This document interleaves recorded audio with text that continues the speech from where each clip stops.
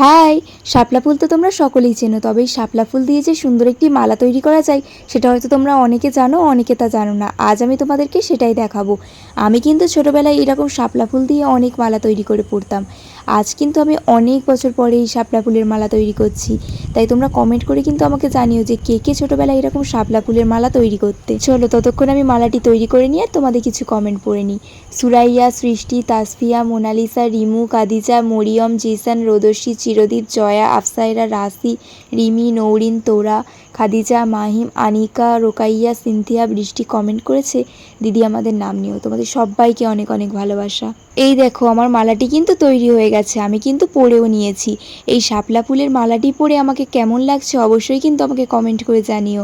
আর আজকের এই ভিডিওটা ভালো লাগলে একটা লাইক করে দিও। আর যারা যারা আমার চ্যানেলে ভিডিও প্রথমবার দেখছো অবশ্যই কিন্তু চ্যানেলটা সাবস্ক্রাইব করে দিও। আজকের মতো চলি, দেখা হচ্ছে অন্য কোনো ভিডিওতে। বাই।